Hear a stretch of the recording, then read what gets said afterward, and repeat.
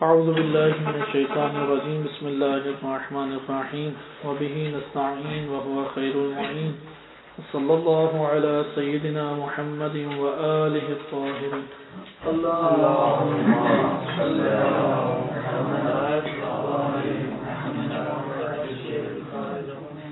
تاریخ علم اصول فقہ، اس کا مختصر سا تعارف گزشتہ 2 درسوں میں گزرا۔ آج ہی ہم کتابوں کا سلسلہ تیزی سے ختم کریں گے اور انشاءاللہ تعالی ہفتے کو آپ سے یہ سب کتابوں کے نام مصنفین کے ہمراہ سنے جائیں گے۔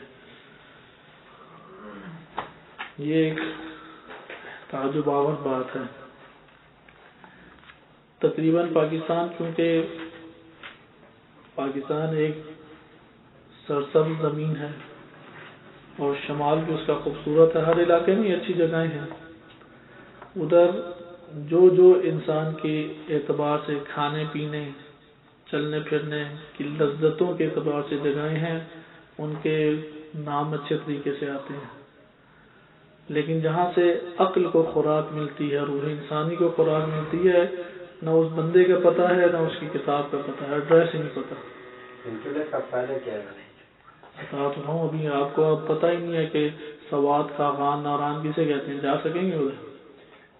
جا سکیں گے، نہ جا سکیں، کوئی نقصان تو نہیں ہوتا؟ نہیں ہوتا۔ جس نے اب تفریح کے لیے جانا ہے وہ اچھی جگہ تفریح کرنا چاہے گا یا صحرا میں ٹینٹ لگا لے گا؟ ہم نے کہا تبلیغ کے لیے جانا، اب اس کے ذریعے آپ نے تبلیغ کے لیے کب جائیں گے؟ جب دین لیں گے نا۔ دین کہاں سے لیں گے؟ جب دین لینے کے اصول لیں گے۔ اصول کہاں سے ملیں گے؟ کس دکان سے ملیں گے آپ کو اصول؟ وہ دکانیں کہاں ہیں؟ آپ دکان کا ایڈریس نہیں جانتے تو مجھے بتائیں چیز نہیں آئیں گے؟ نہیں لا سکتے نا۔ ادھر تو آپ پہچانتے ہیں، افغانی بیٹھ کے بیچ رہا ہو اور ایک بہترین دکان سونی لکھا ہو، آپ کہیں ہاں ادھر سے جو سیل ملتا ہے وہ ٹھیک ہے۔ یہ جو ادھر پاکستانی افغانی بیٹھ کے روڈ کے کنارے پہ بیچ رہے ہیں، اس کا کوئی اعتماد نہیں ہے۔ تو اسی طرح آپ کو معتبر کتابوں کے نام آئیں گے تو آپ اٹھا سکتے ہیں نا چیز۔ بندہ دکانوں کو ڈھونڈتے ڈھونڈتے چیز ہے، اگر ایسا ہو تو یہ اس بندے کا نقصان ہے، لیکن دکان کے بغیر چیز نہیں ملتی۔ مطلب آپ کو جب بھوک لگے اور روٹی کھانی ہو اور آپ روٹی کے لیے نکلیں اور کسی سے بھی روٹی کی دکان کا نہ پوچھیں، اس وقت آپ کو یہ احساس ہوگا کہ ان کتابوں کا نام یاد کرنے کا کیا فائدہ ہے۔ ایک ہوٹل میں جائے بندہ ادھر ہی بیٹھ، آپ کو ہوٹل کا پتہ ہوگا تو تب جائیں گے نا۔ اگر ہوٹل کا نہ پتہ ہو کیسے جائیں گے؟ مطلب ابھی میں آپ کو، ہم ایک علاقے میں شفٹ ہوتے اور آپ کو بھیجتے کہ جاؤ روٹی لے کے آؤ، آپ پہلا سوال کیا کرتے؟ پہلا سوال کہاں سے ملے گی نا روٹی؟ ابھی یہ سوال ہے، آپ ایک ایسا علم پڑھنا چاہتے ہیں جس کے ذریعے سے قرآن کے معنی اور روایات کے معنی سمجھ سکیں۔ آپ کو سمجھنے کے لیے جو معلومات چاہیے، جو وسائل اور آلات چاہیے، وہ آلات کسی جگہ پہ پڑے ہوئے ہیں۔ اگر آپ کو ان جگہوں کا نہیں پتا، آپ آلات لے لیں گے؟ نہیں لیں گے، کیونکہ طالب علم کا کیا مطلب ہے؟ ایک مرحلہ ہے عوام الناس۔ عوام الناس کا کیا مطلب ہے؟ انہوں نے عالم کے پیچھے چلنا ہے، صحیح، البتہ شرائط کا حامل عالم۔ آپ لوگ ان شرائط کے حامل عالم بننے کے لیے آئے ہیں، یا تو یہ ہدف چھوڑیں یا اور ادھر جا کے رزق حلال کما کے زندگی بسر کریں۔ اختیار ہے انسان کو۔ یہ جگہ تو طلباء کے لیے ہے، قوم کی سرزمین حوزہ علمیہ قوم طلباء کے لیے۔ لہذا ان کتابوں کے صحیح طریقے سے ایڈریس یاد کریں، مصنف کا نام، کس صدی میں تھا اور کتاب کا نام۔ اس کی اس قدر اہمیت حاصل ہے۔ شہید مطہری رحمۃ اللہ علیہ، میں مختصر سی بات کر کے آگے بڑھتا ہوں۔ وہ ذکر کرتے ہیں کہ میں ایک دفعہ جا رہا تھا، کیونکہ قدیم زمانے میں ان کتابوں کی قیمت نہیں تھی، شاہ کے دور میں طاغوتی ایک دور تھا، تو اسی طرح یہ کتابیں بیچتے تھے، جیسے ابھی بھی آپ دیکھتے ہیں نا سیکنڈ ہینڈ کتابیں بک رہی ہوتی ہیں۔ وہاں پر ایک بہت خوبصورت نایاب کتاب تھی، پرانی اور قدیمی نسخہ لگ رہا تھا۔ اس قدیمی نسخے کو انہوں نے پوچھے قیمت، تو اس وقت ان کے پاس قیمت کے پیسے نہیں تھے، اس کے نا قیمت کے مطابق رقم موجود نہیں تھی۔ انہوں نے کہا کہ ٹھیک ہے میں کل آؤں گا۔ وہ کل آئے تو وہ کتاب بک چکی تھی. اس نے کہا کون لے گیا؟ کہا کہ ایک غیر ملکی آیا ہوا تھا وہ دے گیا. ہم یونیورسٹی میں خود پڑھ رہے تھے عربی زبان میں زبان سیکھنے کے طریقے، کیونکہ جو زبان سیکھنے کے طریقے اس وقت غرب نے ایجاد کیے ہیں وہ قبول کیے گئے ہیں ہر جگہ پہ، حتیٰ کہ حوزہ علمیہ میں بھی عربی اور فارسی سکھانے کے وہی طریقے اختیار کیے ہیں. ایک قدیمی طریقہ ہمارے حوزے کا وہ عربوں کے لیے تھا. مثلا جس کو عربی آتی ہے اسے قواعد عربیہ پڑھ کے فائدہ ہوتا ہے، جسے عربی نہیں آتی وہ قواعد عربیہ پڑھ کے کیا سیکھے گا. لہذا جدید جو طریقے ہیں زبان سیکھنے کے وہی معتبر طریقے ہیں اس وقت. تو جب ہم یہ پڑھ رہے تھے تو ہر کتاب ایک علم کو پڑھنے کے لیے پیچھے کتاب ہے، کیونکہ یہ پورا ایک ٹاپک بن چکا ہے، یہ شعبہ بن چکا ہے. جسے یہ نام سے انگلش میں ہے، نام میرے ذہن سے وہ نام ابھی نکل گیا، بہرحال جس میں تلفظ کی ادائیگی سکھاتے ہیں. تلفظ کی ادائیگی صحیح ہے، وکیبلری لغت کو کہتے ہیں. تلفظ کی ادائیگی ذہن سے انگلش کا نام نکل گیا. اس میں اب یہ ایک شعبہ بن گیا ہے.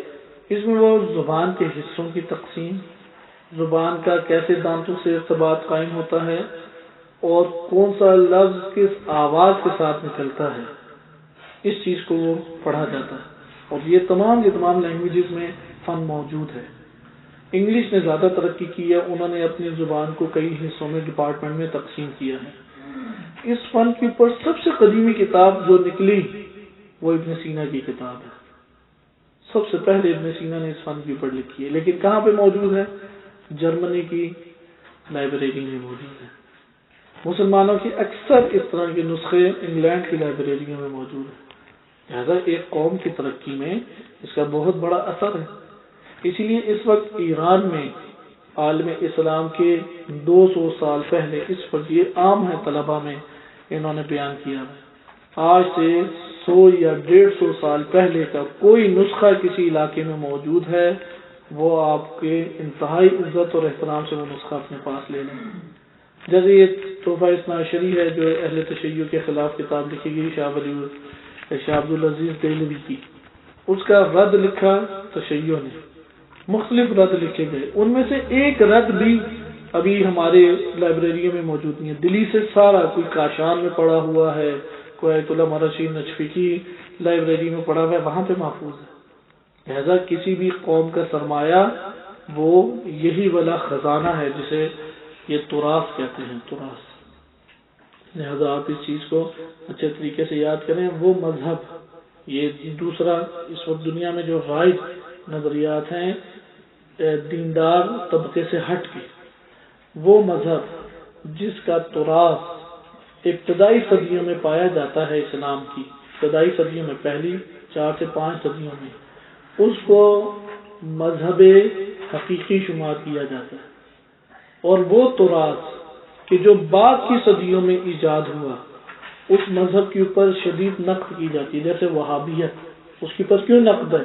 کیونکہ ابتدائی دور میں یہ فکر نہیں پائی جاتی تھی. اسی طرح ہندوؤں میں سکھ، یا سکھوں میں بھی یا ہندوؤں میں بدھ مت، یہ وہابیت جیسے مذاہب ہیں، جیسے ان کے اوپر شدید نقد ہے ان کے معاشرہ میں.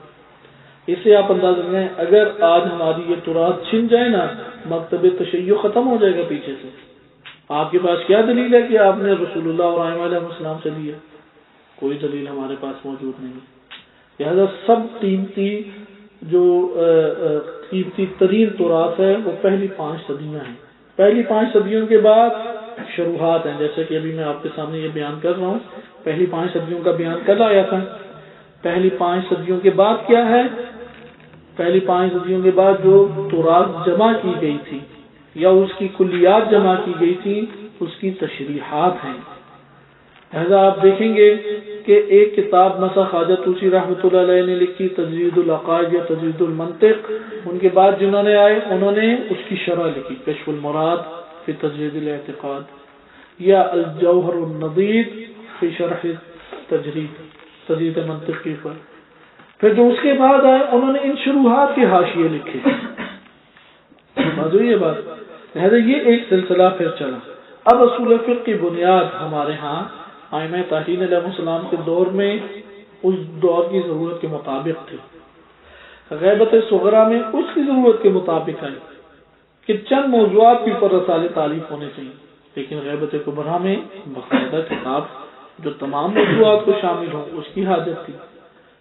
اب یہ چوتھی اور پانچویں صدی ہجری میں جو کام ہوا اس کی مزید جو ترقی ہوئی وہ چھٹی ساتویں ہجری سے لے کے تقریباً 12ویں ہجری تک سلسلہ چلا.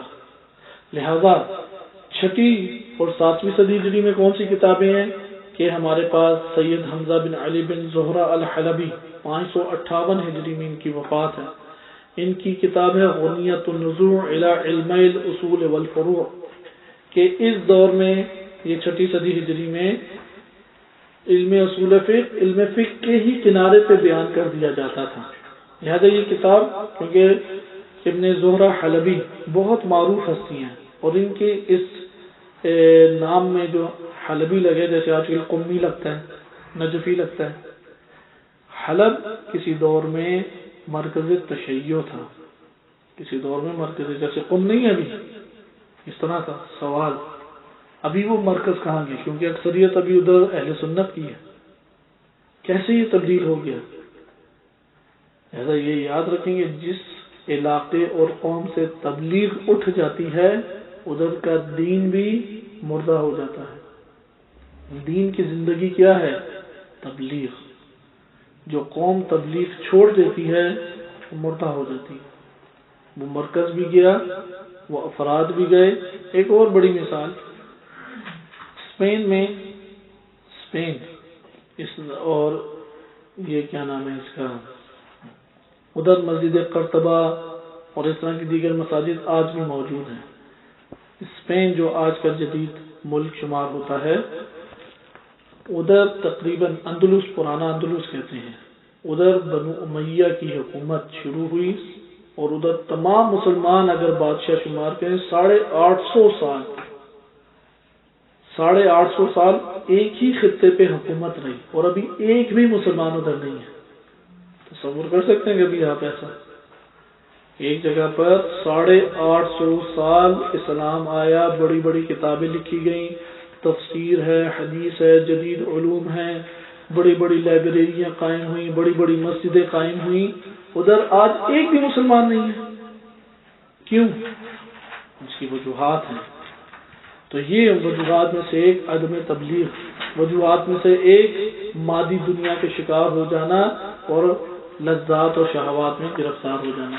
پس یہ جو ابو زہرہ حلبی ہے اس کتاب میں فقہی احکام کے ہمراہی اصولی قواعد بیان کیے گئے. دوسری ہے محمود بن علی بن حسن الحمصی الرازی، ان کی لقب ہے سدید الدین، 600 میں ہے یہ چھٹی صدی کے. ان کی کتاب ہے التبیین والتنقیح فی التحسین والتقبیح. یہ نظریہ ہے حسن قبیح شرعی اور عقلی، اس کے اوپر انہوں نے ایک رسالہ لکھا. ان دو شخصیات کے بعد ایک 7ویں صدی ہجری میں 676 جسا ہم نے سابقاً سب سے بڑا نام کون سا پڑھا ہے ابھی تک؟ شیخ طوسی رحمۃ اللہ علیہ. ان سے بڑی شخصیت جن کے آثار موجود ہیں، ویسے تو شیخ مفید شریف مرتضی رحمۃ اللہ علیہ ہیں لیکن شیخ طوسی سے بڑی شخصیت نہیں ہے. اس سے پہلے شیخ طوسی کی اتنی جلالت اور روب تھا کہ اجتہاد کا دروازہ بند ہو گیا تھا. 1 صدی اجتہاد کا دروازہ بند رہا. یہ مبالغے والی بات نہیں ہے. شیخ طوسی کیونکہ تفسیر پہ ان کا ابتکاری کام، علم اصول، علم حدیث، علم رجال، علم فقہ، علم مقارنہ، ان کے علوم علم عقائد کو پھیلا کے بیان کیا. ایک ابتکاری شخصیت تھی. لہذا بہت سارے پھر تقوی کی بہت عظیم منزلوں پر تھی. تو یہ بات ایک قسم کی رائے تھی افراد میں کہ یہ جو فتویٰ دیتے ہیں اس میں امام معصوم علیہ السلام کی تائید شامل ہے، امام مہدی علیہ السلام کی. لہذا بعد میں لوگ کیا کرتے تھے، جیسے بھی ہم لمحہ پڑھ کے سے مباحثہ کر کے چلے جاتے ہیں، وہ لوگ بھی بس اتنا ہی کرتے تھے. ان کی آراء اور فتاویٰ کو سمجھتے اور وہ لوگوں میں پھیلاتے. کسی میں جرت نہیں تھی کہ ان کی بات کو نقد کر سکے۔ 1 صدی اس طرح سے گزر گئی، یہاں تک کہ ابن ادریس حلی رحمۃ اللہ علیہ اور جوانی میں ہی ان کی وفات بھی ہوگی۔ انہوں نے السرائر کتاب لکھی، معروف کتاب ہے، ابھی بھی موجود ہے اور علماء میں بہت استفادہ کیا جاتا ہے۔ وہ توہین کی حد تک ان کے اوپر تنقید کرتے تھے تاکہ دوبارہ یہ تنقیدوں کا دروازہ علمی دنیا میں کھلے، کیونکہ علمی دنیا میں تنقید نہ ہو، مثلا میں آپ کے سامنے بیان کر رہا ہوں، سب لے کے چلے جائیں اور کوئی اشکال، تنقید، اعتراض، سوال نہ کرے، اس کا نتیجہ کیا ہوگا؟ اس کا یہ مطلب ہے کہ بیٹھے والے جو ابھی کی سوچ ہے اس سے بھی نیچے ہیں۔ ہونا کیا چاہیے؟ میری سوچ محدود ہے، اس سے بہت بالا تر ہو کے آگے بڑھیں تاکہ ایک معاشرتی ترقی جنم لے۔ لہذا یہ ہمارے حوزہ جات علمیہ کی ایک حوزہ جات علمیہ کا ایک امتیاز اور اس کو قیمت حاصل ہے کہ یہاں پر استاد کی شخصیت، اس کا احترام باقی رہتا ہے، لیکن علمی دنیا میں اعتراض سے بالا تر کوئی شخصیت نہیں سمجھی جاتی، کوئی بھی شخصیت۔ تقلیدی قومیں وہ ہمیشہ زوال کا شکار ہوتی ہیں، جو تقلیدی قومیں ہوں۔ لہٰذا جب تک میں یہ کہوں نا علامہ طباطبائی نے یہ کہا، آیت اللہ جوادی آمدی نے یہ کہا، اور یہ کہہ کے اگلے کو چپ کرا دوں، یہ منفی روش ہے۔ بلکہ کیا ہونا چاہیے؟ استدلال کی زبان، قرآن کی آیت یہ کہہ رہی ہے، روایت یہ کہہ رہی ہے، حدیث میں یہ علمی دنیا کی بات کر رہا ہوں میں۔ علمی مباحث جب ہوتے ہیں وہ اس طرح سے ہوتے ہیں، علمی مباحث میں شخصیات کے زور کے اوپر نہیں گفتگو چلائی جاتی۔ علمی مباحث میں نحن ابناء الدلیل، ہم دلیل کی بیٹے ہیں، دلیل جہاں پر ہیں ہم وہاں پر ہیں۔ لہذا دلیل آپ کے ساتھ ہے میں قبول کروں گا، دلیل میرے ساتھ ہے مد مقابل کو قبول کرنا چاہیے۔ لہذا دلیل اہمیت کی حامل چیز ہے۔ تو یہ ہمارے سامنے جو تاریخ ہے اس میں بھی یہی عنصر تھا۔ ابن ادریس حلی نے اس طلسم کو توڑا، لیکن اصول فقہ کی جہت سے نہیں، علم فقہ اور اجتہاد کی جہت سے، اگرچہ اجتہاد کا ایک اہم عنصر خود اصول فقہ ہے۔ شیخ طوسی کے بعد جو ایک ابتکاری شخصیت مکتب تشیعوں میں آئی اور جس کا نام آج بھی موجود ہے اور جس کی کتابیں آج بھی ہمارے لیے مورد نظر ہیں اور جس کی شخصیت کو ہٹا کے علوم کامل نہیں ہوتے، وہ ہیں نجم الدین محقق حلی رحمۃ اللہ علیہ، جعفر بن حسن الحذلی الحلی محقق حلی اور علامہ حلی میں فرق ہے۔ کیا فرق ہے؟ علامہ حلی کی وفات ہے 726 ہجری میں اور محقق حلی کی 676 ہجری میں۔ محقق حلی استاد ہیں، علامہ حلی شاگرد ہیں۔ واضح یہ بات۔ محقق حلی نے 2 اصول فقہ کے اوپر کتابیں لکھی، ایک ہے المعارج فی الاصول فقہ، اسے اچھے طریقے سے یاد کریں، یہ بار بار مراجعہ کرنے والی کتاب ہے، اور دوسری ہے نہج الوصول الی معرفت علم الاصول۔ شیخ طوسی کے بعد پہلی مضبوط ترین اصول فقہ کے اوپر یہ کتاب ہے، مکتب تشیع کاملاً، پہلی کتاب کاملاً۔ متواتر کسے کہتے ہیں، حدیث خبر واحد کیا ہے، الفاظ کی بحث، اصول فقہ کے تمام ضابطے ان 2 کتابوں میں موجود ہیں۔ انہی کی کتاب ہے شرائع الاسلام کہ جو پڑھائی جاتی ہے، اور اس کی سب سے بڑی شروحات لکھی ہیں، اور اسی کی شروحات میں الجواہر ہے جس سے بڑی کوئی فقہ کی کتاب نہیں ہے۔ محقق حلی کے بغیر فقہ اور اصول کی دنیا کامل نہیں ہوتی۔ عقائد میں بھی ان کی کتاب ہے المسلک فی اصول الدین۔ بہرحال بہت عظیم شخصیت ہے۔ اس کے بعد آ جاتی ہے 8ویں صدی ہجری۔ 8ویں صدی ہجری میں سب سے بڑا نام جو ہر شیعہ اہل علم کو آتا ہے وہ ہے علامہ حلی، حسن بن یوسف المطہر۔ محقق حلی کا نام تھا جعفر بن حسن اور علامہ حلی کا نام ہے حسن بن یوسف المطہر المعروف علامہ حلی۔ انہوں نے کیونکہ ہر علم کو انہوں نے پھیلایا، ان سے عظیم تر کوئی شخصیت بھی نہیں تھی، اور ان بزرگان کی آپ کو تاریخ ضرور پڑھنی چاہیے۔ آج بھی استاد ہمارے بیان کر رہے تھے اور تفصیلی انہوں نے یہ چیزیں ذکر کی، وہی میں آپ ان میں سے خلاصے کے طور پہ ذکر کرتا ہوں کیونکہ وہ بہت قیمتی ہیں۔ پہلے بھی اساتذہ جو بزرگ اساتذہ ہیں ہمارے وہ بیان کرتے رہے، کیونکہ وہ حوصلہ بار بار بڑھاتے ہیں کہ استنباط کے اوپر آپ نگاہ رکھیں۔ یقیناً ایک بہت مشکل اور بڑا کام ہے، حوصلے اور ہمتیں بڑی ہوں تو پھر یہ سفر طے ہوتا ہے۔ تو وہ بیان کر رہے تھے کہ حوزہ جات علمیہ میں ایک بہت بڑا مسئلہ وہ چھٹی کا ہے.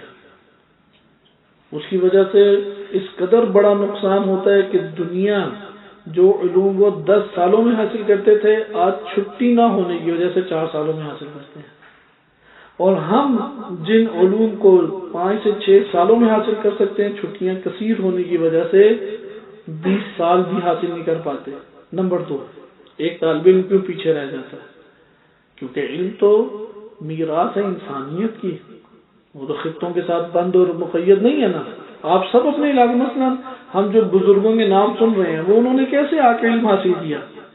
طلبہ ہو تو کوئی معروف نہیں ہوتا، جب محقق بن جائے تب بھی معروف نہیں ہوتا، جب مدرس بن جائے تب بھی معروف نہیں ہوتا. ایک وقت آتا ہے بزرگی کی حالت جب اس کے وجود استفادہ پوری دنیا کو دے رہا ہوتا ہے، وہ ہوتا ہے شہرت کا وقت. ان سب علماء نے گمنامی کی زندگی بسر کی ہوتی ہے. کوئی لبنان سے آئے، کوئی عراق سے، کوئی ایران سے، کوئی ہند سے، کوئی افغانستان سے. ہر علاقے میں کیا قلم اور کاغذ کے اوپر ہمارے ہاتھ چلانے سے کوئی ہمیں منع کرے گا؟ انہوں نے بھی کتابیں لکھی، انہیں کیا پتا تھا کہ آئندہ آنے والی نسلوں میں ہماری کتابیں اتنی معروف ہوں گی؟ کسی کو کوئی خبر نہیں تھی. لہذا ہمیں بھی یہ حوصلہ رکھنا چاہیے کہ اللہ کی راہ میں تعلیم حاصل کریں، اپنی قوم کے اندر تعلیم کو فروغ دیں تاکہ معاشرتی طور پر بلندی آئے. معاشرتی اٹھنا بیٹھنا سونا جاگنا تعلیم، کیونکہ ہم نے جو محاذ لیا ہے وہ ایک مجاہد سے اوپر کا محاذ ہے. جیسے احتجاج تبرسی میں روایت بھی ہے کہ امام فرماتے ہیں کہ میرے علماء میں وہ شیعہ جو ضعیف العقیدہ شیعوں کو ان کے ضعف عقائدی سے نجات دے کے امامت کے نور میں لے آتے ہیں، وہ ان مجاہدین سے افضل ہیں کہ جو سرحدوں کے اوپر جہاد کر رہے ہیں. پھر علت بیان کی، کیونکہ وہ بدنوں کی حفاظت کر رہے ہیں. بدن کٹ جاتا ہے آ جاتا ہے. یہ ایک گھر سے 10 بندے چلے گئے تو 10 بچے اور پیدا بھی تو ہو رہے ہیں. اور یہ جو علماء ہیں یہ دین کی حفاظت کرنے والے ہیں. دین ایک دفعہ نکل جائے نسل سے تو کروڑوں لوگ آتے ہیں، کروڑوں لوگ وہ اسی انحرافی دین کے اوپر ہوتے ہیں. سمجھے؟ جیسے ابھی آپ دیکھیں صوبہ سرحد، کیونکہ ہم یونیورسٹی میں تھے تو اکثر افراد ادھر گئے تھے. ہمارے ساتھ پختونخوا دوست، جیسے آپ ایک دوست ہیں آتے رہتے ہیں، انہوں نے مجھے بتایا کہ یہ باتیں کر رہے تھے. یہ اس زمانے کا ہے وقت کے جب پاڑا چنار کا محاصرہ کیا ہوا تھا نا، کئی مہینے اس کے اوپر چلے. تو وہ یہ لوگ آپس میں پشتو میں باتیں کیا کرتے تھے، ہمیں نہیں سمجھ آتی تھی. تو اس نے کہا کہ یہ باتیں کر رہے ہیں کہ یہ آفت پورے سرحد میں آ کہاں سے گئی؟ ہر طرف سنی ہے، ادھر سے چھوٹے سے شیعہ چھوٹے سے علاقے میں کہاں سے آ گئے؟ تو وہ یہ بات کر رہے تھے. آپ دیکھیں اصل میں چند قبائل تھے. سرحد میں ایک عام رواج ہے کہ جو گھر کا سربراہ ہے نا وہ جو دین اختیار کر لے نیچے سب دین اختیار کر لیتے ہیں. حتیٰ کہ ابھی بھی بعض علاقوں میں اس طرح رواج ہے کہ بزرگوں کی کوئی کتاب نکل آئے اور اس کتاب میں لکھا ہو کہ فلاں بزرگ شیعہ سے پورا قبیلہ شیعہ ہو جائے گا. تو یہاں پہ چند قبائل تھے، وہ قبائل شیعہ ہو گئے، لیکن انہوں نے دین حقیقی کو اختیار کیا. ابھی کتنی نسلیں گزر چکی ہیں، کتنی نسلیں وہ اسی دین کے اوپر ہیں. لیکن کتنے لوگ مارے بھی گئے ہیں، انہی گھرانوں میں نئے بچے پیدا ہو گئے. علماء کی ذمہ داری بہت بلند ہے، وہ نسلوں کو بچاتے ہیں، نسلوں کو. علماء ایک مجاہد صرف ابدان کو جسموں کو بچا رہا ہے، لیکن علماء کئی نسلوں کو بچا رہے ہیں، کئی نسلوں کو.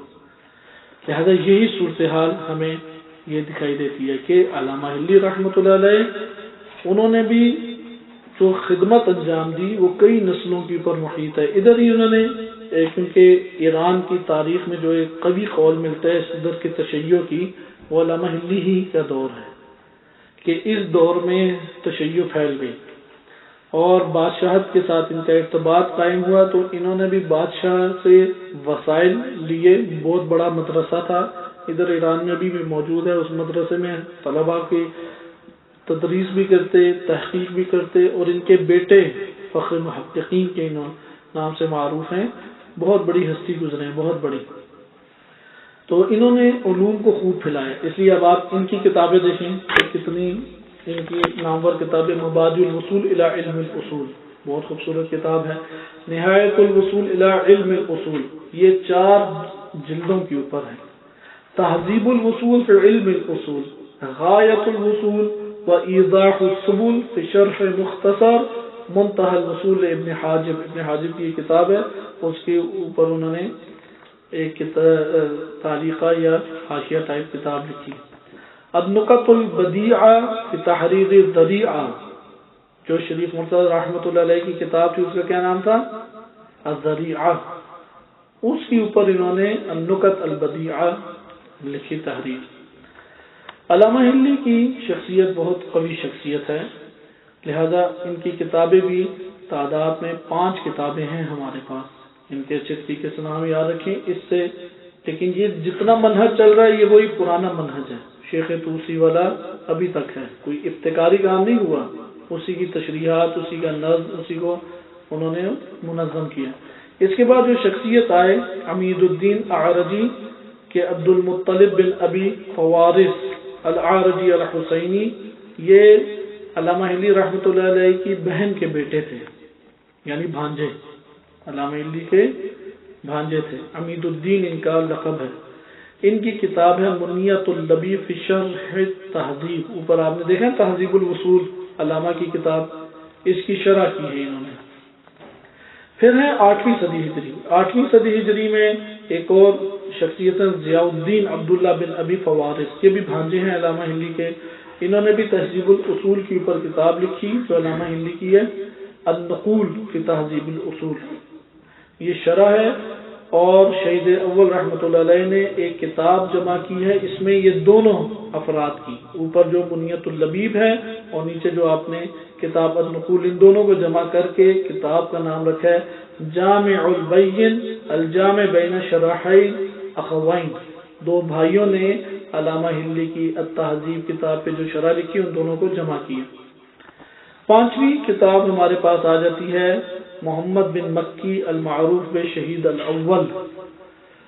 شہید اول وہ عظیم ترین شخصیت ہیں. ان کی 786 ہجری میں 8ویں صدی ہجری کی معروف ترین شخصیت شہید اول رحمۃ اللہ علیہ.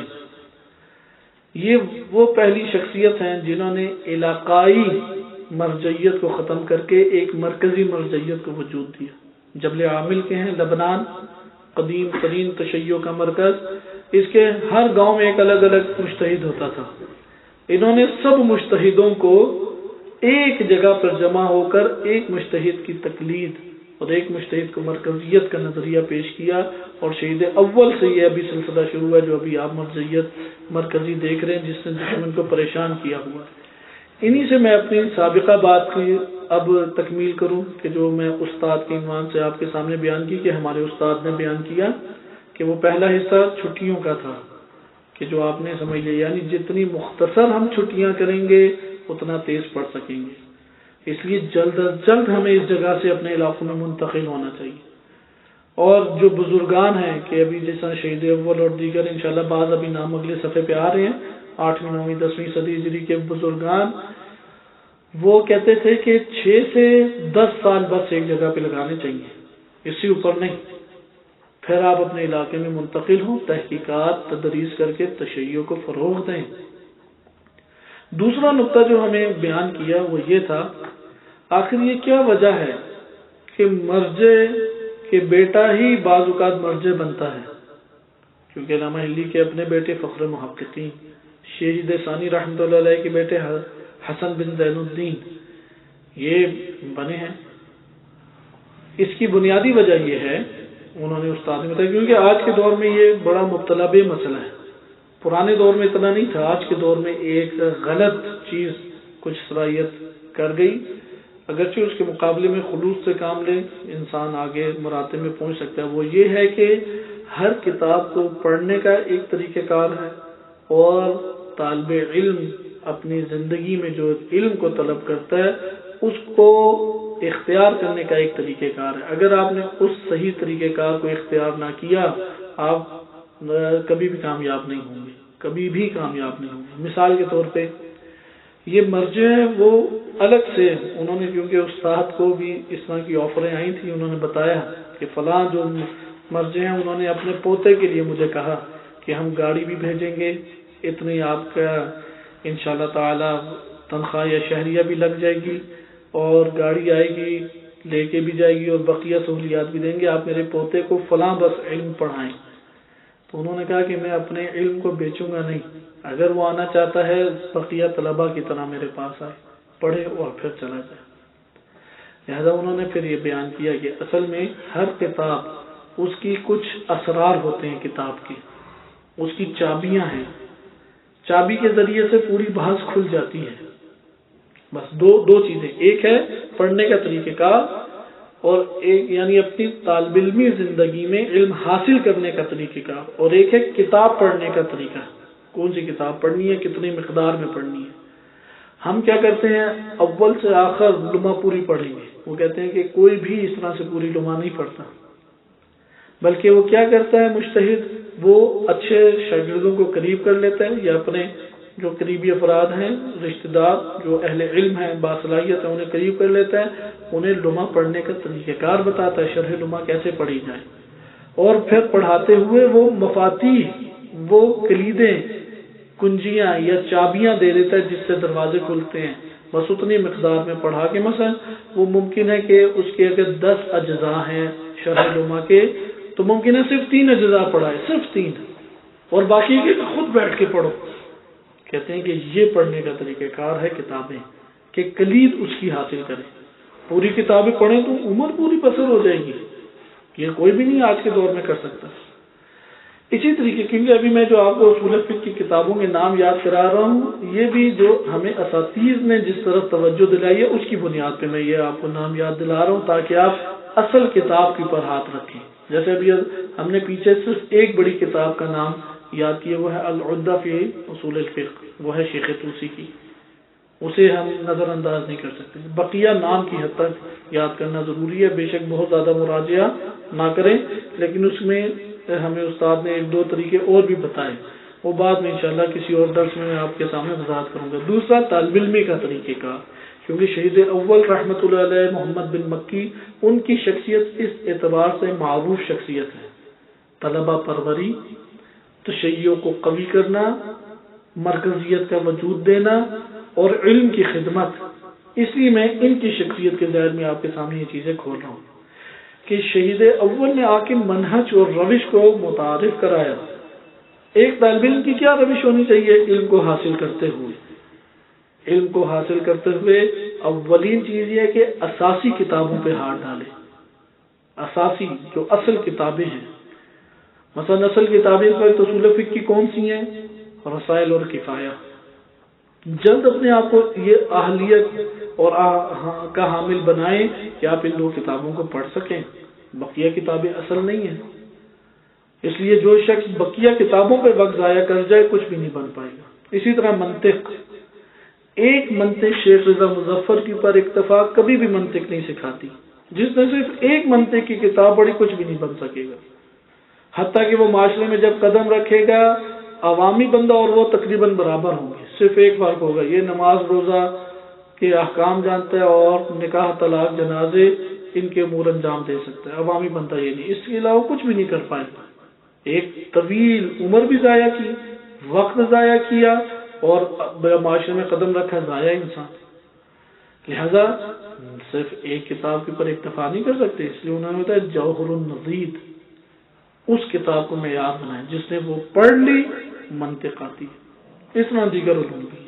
بس ایک اسلوب ہے اس کا، تہذیب نفس کے اوپر توجہ رکھے، ارتباط بالحدیث والقرآن وجود میں ہے۔ یہ علماء بزرگ بیان کرتے ہیں، اس لیے صرف اشارہ کرنا کافی ہے، کیونکہ اس میں سیرت علماء پڑھنا ضروری ہے، اور ابھی جو درس اخلاق بزرگان کے ہوتے ہیں وہ بار بار طالب علم کو یہ باتیں بتاتے ہیں، بار بار جو بزرگ ہماری ہستی ہیں، جیسے آیت اللہ جوانی عاملی ہیں، آیت اللہ مصباح یزدی ہیں، یا دیگر اساتذہ ہیں بزرگ، اور یہ آپ کو بار بار بتائیں گے کہ ایک طالب علم کیسے طالب علم کی زندگی بسر کرے۔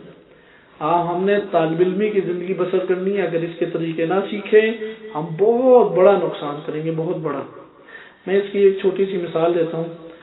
ہم مدرسے میں پڑھتے تھے، کیونکہ یہ والی چیزیں عموماً اساتذہ ذکر نہیں کرتے، ادھر ایک دورہ کیا کتابوں کا، وہی کتابیں ہمیں ادھر دوبارہ پڑھنی پڑی، کیونکہ آپ کو میں نے بیان کیا، ہم نے خلاصۃ علم اصول الفقہ بھی پڑھا، الموجز بھی پڑھی، شیخ اعظم ظفر کی اصول فقہ بھی پڑھی، وسائل پڑھ رہے تھے، ادھر آئے مطمئن نہیں تھے علوم کے حصول پہ اس طرح سے، ادھر آئے حلقہ ثانیہ پڑھے، حلقہ ثالثہ، کفایہ، اور جب یہ حلقات پڑھے تب صحیح معلوم ہوا، کیونکہ استاد بورڈ پہ سمجھاتا، بحث مباحثہ اس سے طویل کرتے، وہ دقتیں ہمیں بتاتا فلاں چیز وہاں پہ موجود ہے، مراجعہ کر کے آئیں، ان اساتذہ کے خلوص کی وجہ سے پتہ لگ گیا۔ اگر وہ صرف اسی طرح ٹیکسٹ پڑھا کے چلے جاتے کبھی کچھ سمجھ نہ آتی، کبھی بھی نہیں، کیونکہ یہ تو ہم دور گزار چکے ہیں ٹیکسٹ پڑھنے والا، سطور پڑھ کے معنی لینے والا۔